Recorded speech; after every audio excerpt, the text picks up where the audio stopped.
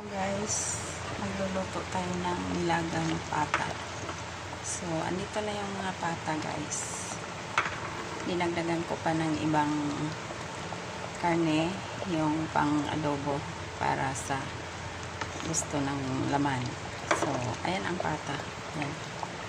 Ayan. Pata ng baboy ko. Isang buong pata lang yan. Maliit lang siya. Tapos, pakuluan natin ito ng 3 hours, guys. By the way, ang unang kulo, guys, tinapon ko, hinugasan ko. Kasi ang daming dugo. So, yung mga ganito, guys. Mga ganito.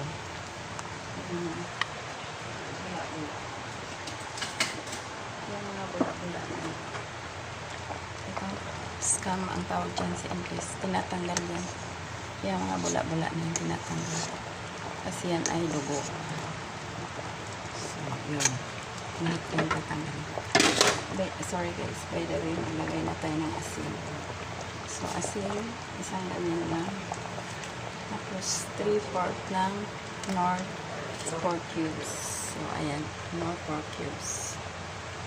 3/4 lang. Tapos, maglagay tayo ng isang kutsaritang magic sarap. Ayan. Iba-iba ang panlasa, guys, kasi masarap siya pag combine na. Tapos lagyan pa natin ng patis. So, puti ng patis.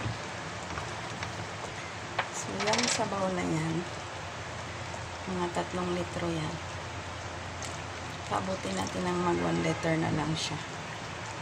Kasi ang gagamitin dito sa bowl lang. Sa bowl lang ang kakainin ng boss namin. Mga Chinese, Filipino Chinese ang kinakain sa bawlang. So, bago i-serve, lagyan ito. Yan, bok choy.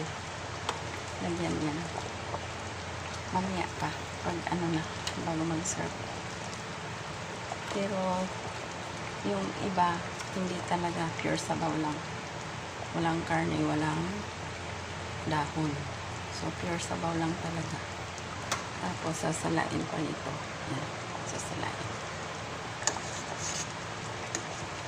Para walang fats na makasama doon sa sabaw na isa-serve.